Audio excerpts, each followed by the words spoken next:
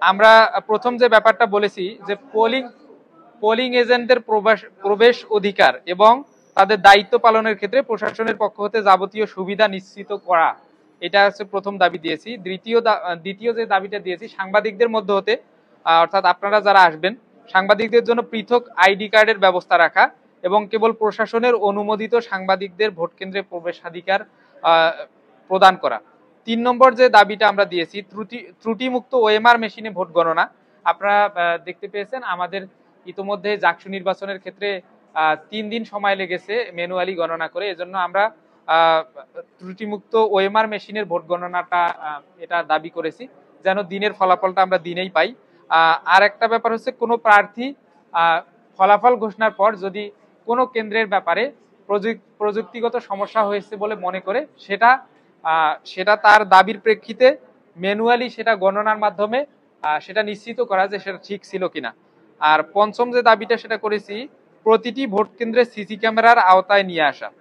CC ক্যামেরার আওতায় নিয়ে আসতে হবে। এবং এর সাথে সাথে পরবর্তী দাবি, ষষ্ঠ দাবি হচ্ছে যে সিসি ক্যামেরার আওতায় নিয়ে আসার পরেও বাইরে প্রজেকশন মিটিং দিয়ে অর্থাৎ প্রজেক্টর দিয়ে সব সময় সেটা ভোট কেন্দ্রে যাওয়া আসাগুলো সবগুলোই আমাদের বাইরে যারা ভোটাররা আছে তাদেরকে দেখাতে হবে। এবং 7 নম্বর যে দাবিটা দিয়েছি, 8 নম্বর, ভোটের দিন ক্যাম্পাসে জনসাধারণের প্রবেশ নিষিদ্ধ রাখা ভোটের দিন। এটা অলরেডি প্রশাসন বলেছে, এটা যেন ব্যত্যয় না ঘটে, এটা খেয়াল রাখতে হবে। আর নির্বাচন পরিচালনায় নির্বাচন কমিশনের পূর্ণ নিরপেক্ষতা বজায় রাখতে হবে। আমরা এর আগেও অনেক ব্যাপার দেখেছি যেটা একপাক্ষিক আচরণ বলে আমাদের কাছে মনে হয়েছে। এজন্য নির্বাচন এখন যেটা পরিচালনা হবে এখন থেকে নির্বাচনের দিন পর্যন্ত পূর্ণ নিরপেক্ষতা যেন বজায় থাকে। আমরা সম্মিলিত শিক্ষার্থী জোটের পক্ষ থেকে আমি ভিপি প্রার্থী মোস্তাকুর রহমান জাহিদ, আমি আমার স্বাক্ষরিত একটু স্মারকলিপি নির্বাচন কমিশনে জমা দিয়েছি। আপনাদের মাধ্যমে সবাইকে, সকল শিক্ষার্থীকে আহ্বান জানাই, আমাদের সম্মিলিত শিক্ষার্থী জোটের ওপর আপনারা আস্থা রাখবেন। আমাদেরকে ভালো মনে করলে, যোগ্য মনে করলে অবশ্যই ভোট দিবেন। আসসালামু আলাইকুম। আমাদের নতুন দাবির মধ্যে আপনারা দেখতে পারবেন যে এখন পর্যন্ত যেই প্রশাসনের নীতিমালাগুলো আছে এই দাবিগুলো কিন্তু একই দাবি।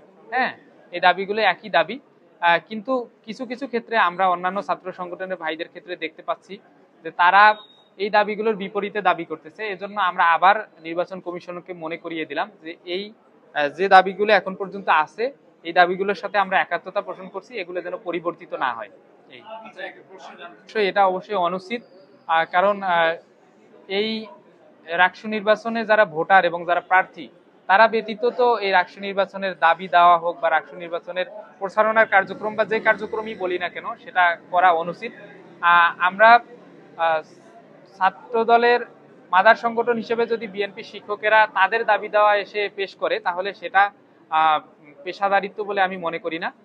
অবশ্যই ছাত্র দলের ভাইদের দাবি বা যে কোনো ছাত্র সংগঠনের দাবি তাদের নিজেদেরই এসে পেশ করা উচিত।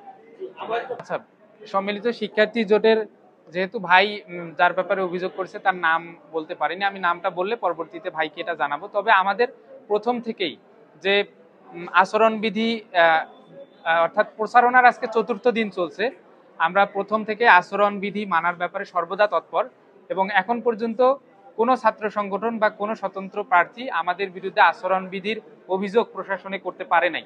কিন্তু আমরা ইতোমধ্যেই কয়েকটা আচরণবিধির অভিযোগ প্রশাসনের ক্ষেত্রে করতে বাধ্য হয়েছি, কারণ আমরা প্রথম দিনই দেখেছি যে ছাত্রদল মনোনীত জিএস প্রার্থী একাডেমিক বিল্ডিং এ গিয়ে তিনি প্রচারণা চালিয়েছেন, এটা সুস্পষ্ট আচরণবিধি লঙ্ঘন হয়েছে। তারপরে অন্যান্য অনেক প্রার্থী যারা প্রচারণা শুরু হওয়ার আগেই পোস্টার লিফলেট বিতরণ করেছে, সেটা আচরণবিধি লঙ্ঘন হয়েছে। আজকে একজন দেখলাম স্বতন্ত্র প্রার্থী, উনি ভোটার এবং প্রার্থী ব্যতীত অন্য কাউকে দিয়ে যে প্রচারণা করা যাবে না এইটা লঙ্ঘন করেছেন, উনি হলের একজন ঝাড়ুদারকে দিয়ে প্রচারণা চালিয়েছেন।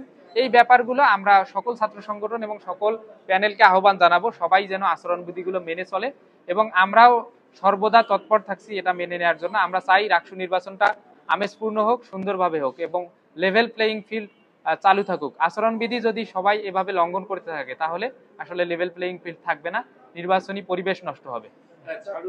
এটা আজকে এটা যেহেতু ফেসবুকের মাধ্যমে আমরা জানতে পেরেছি, এটা আরো সুনির্দিষ্টভাবে এই ব্যাপারটা ক্লিয়ার হলে আমরা তারপর অভিযোগ করবো। ছাত্রদল যে দাবিগুলো দিয়েছে তাদের মধ্যে আমরা প্রথম থেকেই জানি যে যৌক্তিক দাবি হলে দরকার নেই, যৌক্তিক দাবি হলে আমরা অবশ্যই মেনে নেব এবং যৌক্তিক এবং নিয়মতান্ত্রিক আন্দোলনের মাধ্যমে দাবিগুলো আদায় করা দরকার।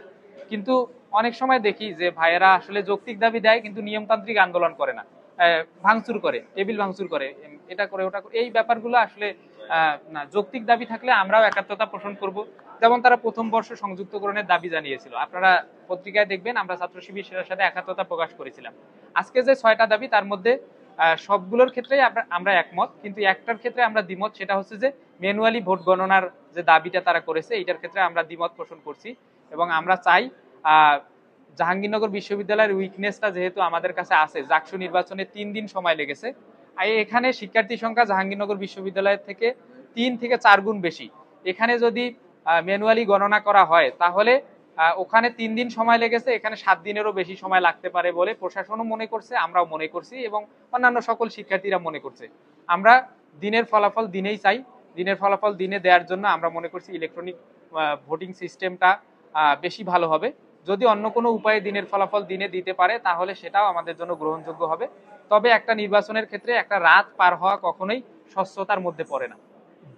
বাইরে ভাই যেটা প্রশ্ন করেছে, 2টা ব্যাপার যুক্ত করতে চাই। একটা হচ্ছে যে আজকে যে পোষ্য কোটা নিয়ে তারা সেটা প্রাতিষ্ঠানিক সুবিধা বলতেছেন, এইটার ব্যাপারে যে আন্দোলন আবার দিল, এগুলো রাকসু বানসাল করার ষড়যন্ত্র ক্রিয়া, আমাদের অবশ্যই এটার ব্যাপারে তৎপর থাকতে হবে। আমি সাথে সাথে আমরা পোস্ট দিয়েছি এবং এটার বিরুদ্ধে অবস্থান নিয়েছি যে রাকসু যখন সংগঠিত হচ্ছে 35 বছর পর, তার আগে আগে এরকম টানা কর্মসূচি, টানা কর্মবিরতি, তাও আবার পোষ্য কোটার মতো একটা মীমাংসিত ইস্যু নিয়ে এগুলো করা একেবারেই অনুচিত।